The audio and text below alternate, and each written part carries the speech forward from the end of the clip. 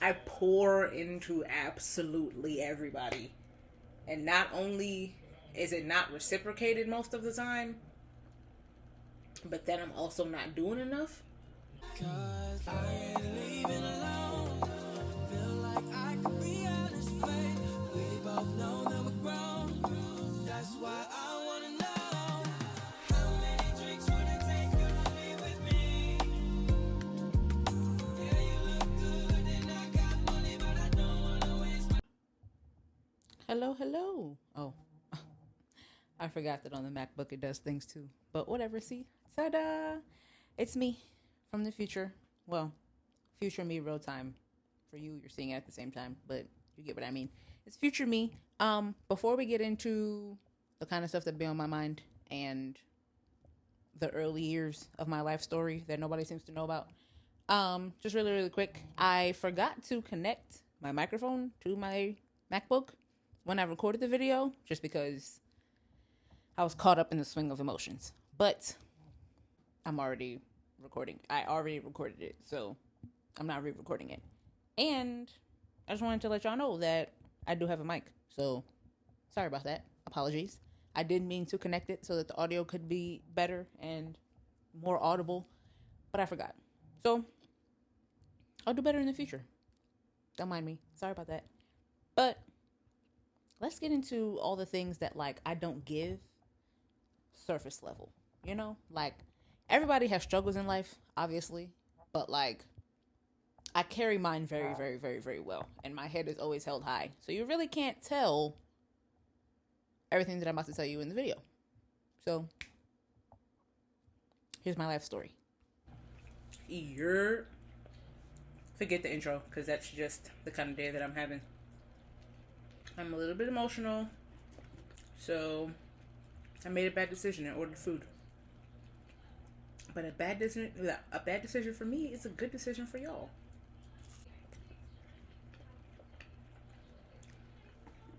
I got Wingstop because I wanted to try the hot honey rub tenders. I'm watching Shits and Gigs play Split Fiction. Fire game, by the way. Speaking of fire, if you're a honey mustard fan, Wingstop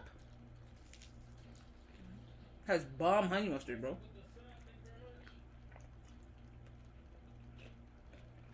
They did that.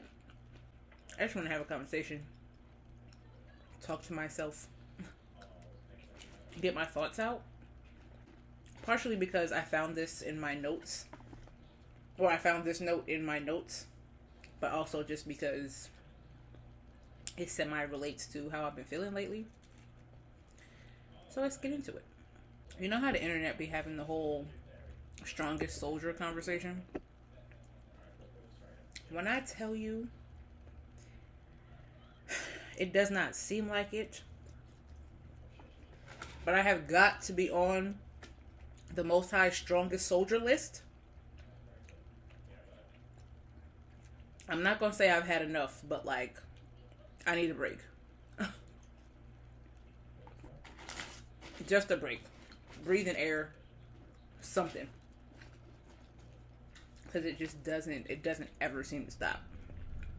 Now, I didn't have the worst childhood possible.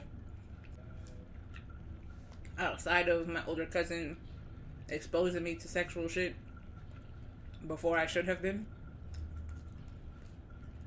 There was no real / consistent physical abuse. But that in no way invalidates all of my emotional and mental struggles. So let's get into it. Let me paint you the picture of what having to be the strongest soldier emotionally all your goddamn life looks like. Okay? I have many, many siblings because Papa was a Rolling Stone. But in the house that I grew up in, it was, or homes, plural, I was the youngest and I had 2 older sisters. My mom had 3 girls. I'm the youngest girl. And for my dad, for like 12, 13 years, I was the youngest. And now I have 2 younger sisters on his side, just for context. Doesn't matter, but for context, right? But the sisters I grew up with are a lot older than me. The oldest one is 11 years older than me. Second to her, the middle sister is 7 years older than me. They're only 4 years apart, but both of them are damn near double digits away from me. Right? They were buddy. But to me, they would constantly ignore me. They would constantly tease and or laugh at me all the time, like in cahoots. But, and or just really make it clear if they didn't want me anywhere near them. Cool. Which to some degree, I'm the younger sister. Okay, cool. But like, in my opinion, that should balance out. Like, it shouldn't be 95% teasing and ignoring while I also have to watch y'all two be buddy. And then 5% y'all giving me any type of attention. But it wasn't even that. No bullshit. It was like 98-2. And the 2% was forced. So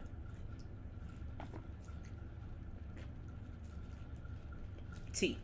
But either way, because those are my sisters, and because those are the people that I encounter 100% of the time, and even they are basically tormenting me and are constantly teasing me and everything else I just said, that really shook my confidence. And I eventually started to feel like a burden to family members, to people that I have to spend the most time around. And mind you, I was a fat kid. Okay? So, in walks abandonment issues and neglect wounds. Because my parents are working, bickering amongst themselves, ignoring me completely because they're working jobs. Well, excuse me, not completely, but, you know, they're parents. They wasn't worried about me. They're working jobs trying to keep a roof over my head. So the people that I should be spending the most time with and bonding with, my sisters, are tormenting me. Tag teaming at that. Right? So it's like my coping mechanism for all of that then became perfectionism. Right? Which, baby, if you know, that's hard to work out of. I gotta wash my hair. Don't mind me. On the outside, that's not what it gave. That's not the visual that came off to people. I was in band, so I was constantly performing and on stage and blah, blah, blah, blah. I went to Spain in 8th grade. Because I was the youngest, I was spoiled and I got everything that I wanted. I would always be riding around with my dad. So in theory, I quote unquote had the perfect childhood. Little did I know that I wasn't just riding along with him. Like, I was doing ride-alongs. Like, I wasn't just playing passenger princess. Like, I was doing ride-alongs. I was the cover-up, but I didn't find that out till years later. Anyway, so in theory, I had the perfect childhood, right? Then that naive view comes crashing down, right? And struggle starts to kick in. My parents fighting and the abuse amongst themselves becomes aware to me. Then we had to leave, or due to that, we had to leave my childhood home where all my memories were, and it's like, that hurt, that was a lot. And because we had to leave that, we were basically homeless for a certain amount of time. Like, we went from living with one of my mom's friends for X amount of time. Mind you, she had 4 or 5 kids of her own.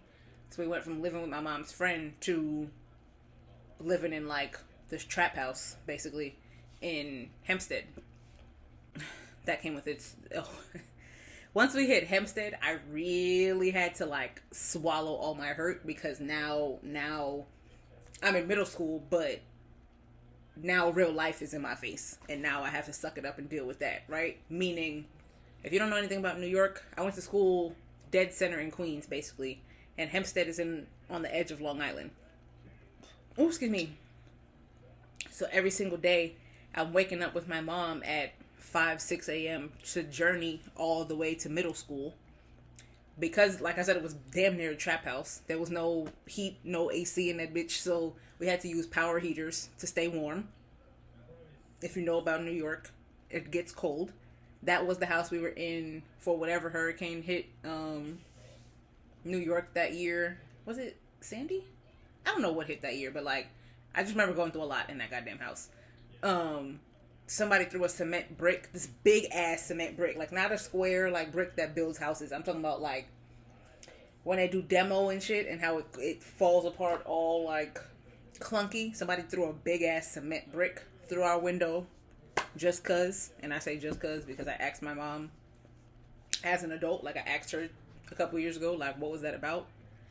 She still didn't know. Either that or she's still lying to me about it. I don't know. Doesn't matter. Shook me because I'm in middle school. Who was throwing, like, because whoever threw the brick through the window didn't know how the house was set up. So, like, what if that was somebody's room? What if my bed was laying up against that wall and you threw a fucking cement brick through the window? Like, that shook me when I was already fragile, right? Then I left the key in the door, so we got robbed one time. Like, that house was just a lot. I almost got kicked out of my middle school for living in Hempstead because county lines, like you can't go to school in Queens and live in Long Island, like that's not a thing. Almost got kicked out for that. Hempstead just came with a whole lot. And again, surface level, because I'm good at, maybe it's the Gemini twins. My poker face is second to none. Okay? But somehow, some way, I don't remember the timeline completely because trauma blocks out certain memories. Eventually, the housing gets better. Cool. But then, me and my mom get into it. And she damn near puts hands on me. Right? And mind you, I'm still in middle school at the time. I think I was further along in middle school, though. So, I almost got kicked out in 6th grade or so. And I think 8th grade, either late 7th grade or 8th grade is when we almost got into it. And she almost put hands on me. And that was the first time I was tempted to, like, I was like, am I going to be this person? Because from young, I always knew, like, if I crossed that line of putting my hands on you, we can never be cool again. And I knew that. And I was willing to take it there with my mom, but I'm like, yo, this is my mother. Like, I'm going to still have to deal with her for some years. Like, this, like, so I was like, you know what? Don't even do it. Don't even do it. Suck it up. Eat that. Just eat it, right? So I'm standing in her face. I'm standing there. Whatever. It doesn't matter. We almost got into it. She almost put hands on me. Whatever. So from then, because we got into it, not in that specific time, but very short, like we would continuously get into it. That was just one of the peak times. We got into it about something else in relation to my dad because he weaseled his way into my mind. Found out he's a narcissist. So I'm a child at the time. He weaseled his way into my mind and basically was damn near pinning me against her. And we got into it about something else. So because we got into it that time, from then on, I had to commute to middle school by myself. Take public transit from our house to my middle school by myself. Prior to that, she would be waking me up. She would be commuting with me. She would go up until a certain point, and then she would continue on the train to her job because she worked in Midtown. After we got into it, she would wake me up in the morning, get right back in her bed, and that was it. I was on my own from there. Fast forward to high school. Now I'm a stone cold bitch. Now the emotions are turned off. I'm a stone cold bitch. I don't care about nothing nobody is talking about. And I'm worried about me, right? I'm keeping to myself. Like I said, my dad weasels his way into my mind and has pinned me against my mom. Both of my sisters by this time are out the house, living in completely different states. So now I'm 100% on my own. And not that they ever really checked for me prior to that, but like now I really, really don't exist, basically. Right? So through all of that, I basically learned / was conditioned to go through life alone the entire time. Mind you, I turned 26 in a month. Like, I'm only 25. So when I tell you I went through my entire life alone, just because I'm the perfect example of, just because you're surrounded by people does not mean you can't feel alone. So when I say I went through life alone, I went through life alone. Like, I didn't tell my mom when I got my period. I didn't tell her when a big ass TV fell on my head because I didn't think she'd care. So I kept it to myself. I ate it. I more so was afraid that I would get in trouble for the fucking TV falling off the stand. Fuck it hitting my head, right? I was worried about getting in trouble about it. So I stood the TV back up and I ain't say shit. I went in my room and I ain't moved for the rest of that night. Trigger warning. There was a decent amount of years where self-harm was a thing. And once self-harm became too evident. So it transitioned into everyday me fighting not swallowing a bottle of pills, right? And then, I don't know if they went in tandem, but like there was a time period where self-harm was a thing. There was a time period where, trigger warning, I was anorexic, and I was anorexic for 3 years. I don't think it was quite 4 years, but I think like 2-3 years. And I mean like anorexic. Like, I passed out on the train one time on my way to school in the morning, and my sister picked me up from the hospital. She went off to, I think she had work or whatever that day, so mom came home. She had to stay home. Nobody knew why I passed out. To this day, don't know why I passed out. They were more so, I think they were just used to or under the assumption of like, okay, because it was so early, I wouldn't eat when I left home, but like I would eat when I get to school. No, I'm not eating when I get to school. I'm anorexic. They don't know that, but this is, So, they thought it was just like a fluke that day. Like, make sure I eat extra heavy. I still didn't eat the rest of that day. I passed out, woke up perfectly fine on the train. I was fine when I woke up. I remember waking up on the train floor, but once I was up, I was wide awake. I wasn't woozy. I wasn't none of that, right? But whatever. I get picked up from the hospital. I stay home that day. Nobody knows a thing. All that to say, by now, my brain is completely set on I must be the problem. Like, I have to be the problem, right? That plus feeling inadequate because I wasn't having, like, the average romances, like, from high school or from middle school. Like, I wasn't having the quote-unquote average romances or the, well, it's all puppy dog love because what the fuck is romance in high school and middle school? But you get my point. I also wasn't having that experience. So I'm like, yo, I must be the problem. Like, it has to be me, right? In the context of being alone, like, when I got my first college acceptance letter, when I tell you nobody else was home, I sat in the living room while it was dark. I sat on the couch and I broke down in tears. I broke down in tears because I got accepted. That was the first time I was like, yo, I'm finally worth something. Like, I doubt, like it was that kind of feeling. I broke down in tears. And I just let myself have that moment because I'm like, yo, I really did it. I got all my tears out, cleaned my face up before anybody got home. And that was that. So when I tell you, I went through my entire life alone. That's why it was so interesting now that I'm an adult, and these don't look how I thought they would, but like, I don't know why. I also just don't think I'm a dry rub kind of person. Just like I don't think I'm a lemon pepper kind of person, but I'm pretty sure I put 3, but whatever, it's cool. I got 4 because I'm blessed and highly favored. What was I saying?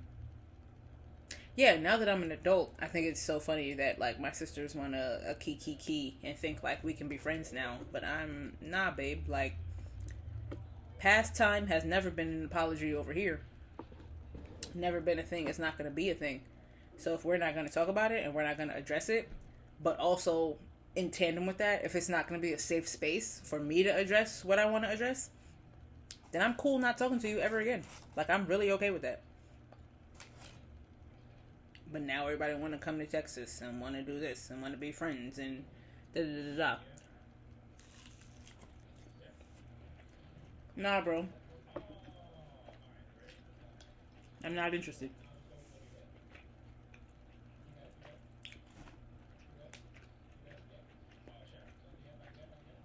I don't get the hype. But, whatever. Right? So but you know, the healing journey is a very interesting thing. And the healing journey of identifying your triggers and having to walk through releasing your grudges, it's not as easy as it sounds. And it already really doesn't sound that easy. But it's harder to put it in practice, I promise you. I've let go of a lot of grudges. I've let go of my grudge against my dad. I've let go of some grudges against my mom. But my sisters, they've never really looked out for me. And I stand on that. The middle sister, remember I said I have other siblings. The middle sister is my only full-blood sister, right? Our dad has another sister her age. So if anything, they should be mad at each other. Like, y'all are the same age, but they were also buddy-buddy. The sister that's also her age, she had a Sweet 16. For whatever reason, I wasn't invited. The only reason I knew about the Sweet 16 was because the middle sister posted pictures of her at the Sweet 16. The middle sister, my other sister her age, and my brother were all at the party. Why was I not at the party?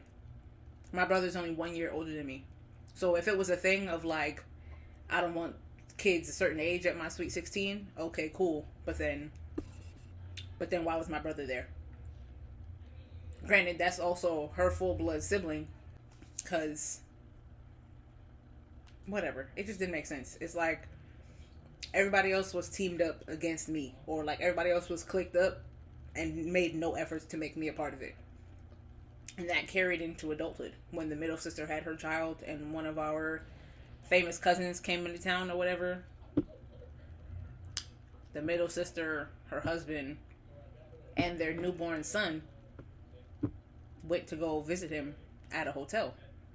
And it's not even about going to take the picture with our famous cousin or whatever, because like y'all grew up together, y'all chummy, or well, I don't know if they grew up together, but like they know each other enough to like quote unquote be like that.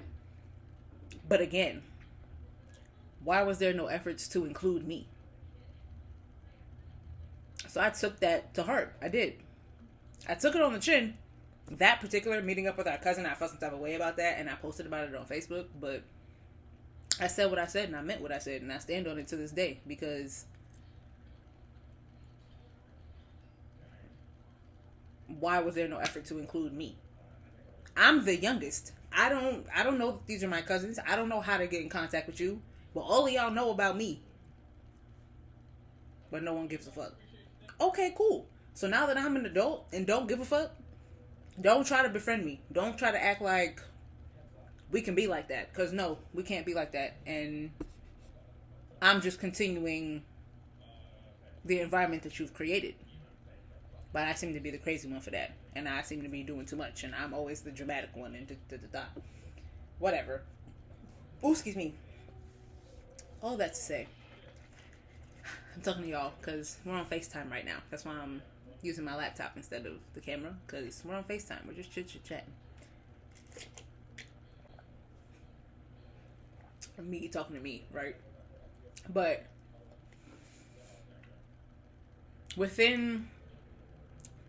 I didn't realize that they were abandonment wounds and neglect wounds until like 2-3 years ago as an adult. Like once I moved into my apartment is when those started to unravel.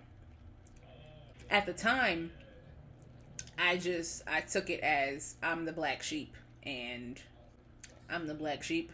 No one's interested in keeping me as part of the herd. Okay, cool. That developed into an inadequacy complex because it's like no matter what I do, I'm not included. No one gives a fuck. On top of, in specific, the inadequacy complex, not having like the high school romances and like the middle school interactions. People was fucking in my middle school. I was friends with the thoughts that was sucking dick on buses and whatever. So I'm like,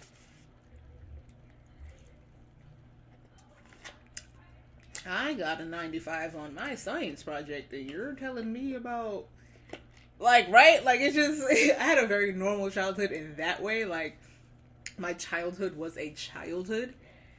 But given that I was surrounded by a bunch of romances, I was like, bro, why am I not having the same experience? So, the only conclusion I could come up with was I must be inadequate, right? If my home environment is telling me I'm inadequate, that obviously has to translate into everybody else outside of that, right? Because that just makes sense. And that is something hard to get rid of. I thought I was doing pretty well working out of the inadequacy complex until it was triggered the other day. And I was told, if you feel like your spot is in danger, you must not be doing enough. And it's like, bro, here goes somebody else saying you're not enough. And it's like, bro, no matter what I do, like I've been helping you with stuff towards the career you actually want to be in. I'm constantly checking for you. I'm doing this, and this, just because that's how my heart is built. And still it's not enough. And this is just the newest person on the list because I've gone through the same thing with my best friends, with people that I was cool with. It's just like I pour into absolutely everybody. And not only is it not reciprocated most of the time, but then I'm also not doing enough. I bet. I've had enough of being one of the strongest soldiers. I really, really have had enough. And I'd like to be taken off the list for at least like 2-3 months. Just a couple months, you know? Just a couple months. Just a couple months. I'm sorry. Just a couple months. I just need a little bit of breathing room. Please. Please.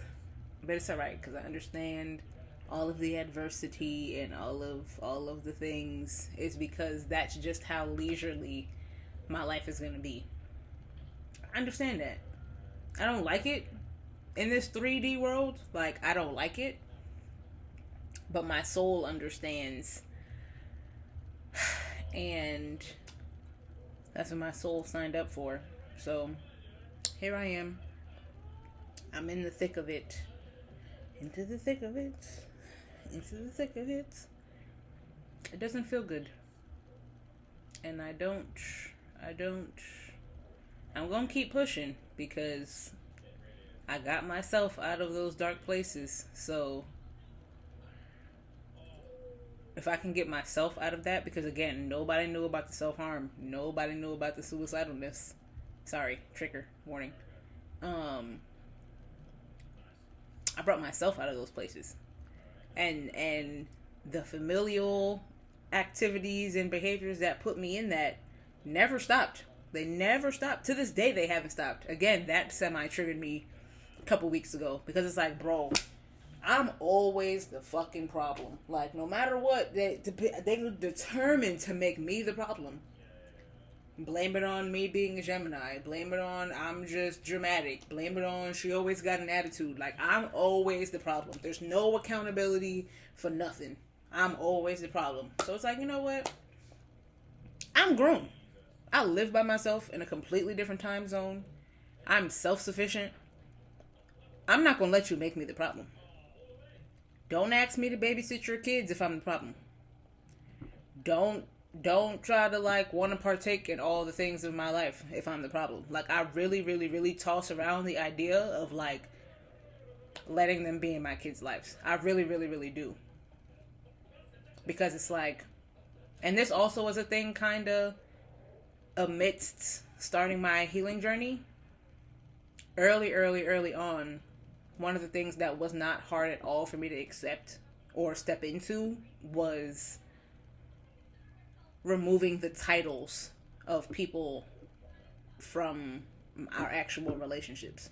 Like, if I take the label of mother off, if I take the label of sister off, if I take the label of best friend off, do I like you as a person? Do I like our relationship? Like, do I like you? And that wasn't hard for me to let go of. But everybody around me seems to think like, oh, that's your sister, that's your blood. Like, okay, so what? My chosen family, my friends, my best friends at that, are treat me way better than any of my blood relatives have. So why should I give a fuck about because you're my blood sister? Just because we're relatives doesn't mean shit to me. I had no choice in that. You had no choice in that. What we do have choices in is how you treat me and how you show up for me. And whether or not this is a safe space. And it's not. But you know where I feel safe? With my best friend Bianca. Not only physically, but emotionally. And she's not even an emotional type bitch, but I know that my emotions are safe with her. You know where I feel safe? Most of the time? With the other best friend, Jaden. That's my little sensitive bestie. My emotions are 100% safe there. And my emotions are 100% valid there. Everything else, I can't necessarily rely on him for. But that's what I have Bianca for. Bianca shows up for me. Bianca gonna air some bitch out for me. Like, she's like that. She'll really get like that behind me. And I fuck with that. Jaden shows up for me emotionally and will be there for me emotionally. Now, we've gotten to that place. But physically, does he show up for me? Not really. So he doesn't, that's not what I need him for, basically. But even with that, with just them two, I'm rocking. Like, I don't need the family members unless they add value to my life in some kind of way. So I've had enough. I'm ready for the years when I'm surrounded by a whole bunch of friends that actually want to show up for me and actually want to pour into me and want to be excited. Like, it's your birthday, let's celebrate. And the people who just want to come talk to me and lay up with me, not because they want to be energy vampires, but because they want to pour into me. I'm ready for the relationship of my dreams, the fairy tale. You know? I've had enough of being the strongest soldier. Sign me up for being passenger princess. Like, what's the opposite of what's the other list if not strongest soldier? You know? Put me on that list for a few months, please. But yeah. That's where my head's at. That's why I'm making bad decisions. And clearly I'm full because I didn't even touch everything. But also I did eat mad fries before I even started the camera.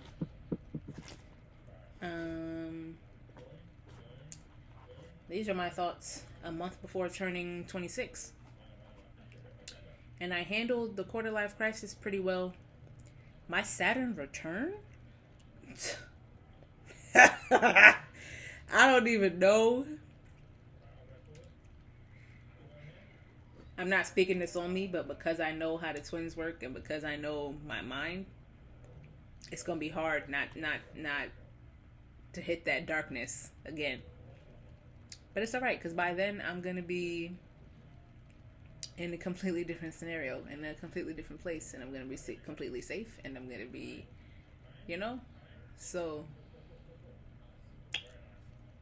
I'm not gonna have to worry about it because I'm gonna be in a safe space, in a healed space by my Saturn return, so I'll be fine. Because if not,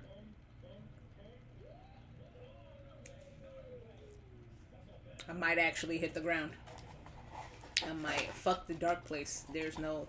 Once upon a time, I literally had to take life hour by hour, and I never want to be there again. But the way everybody be talking about the Saturn return, that's what it gives, and I'm not prepared.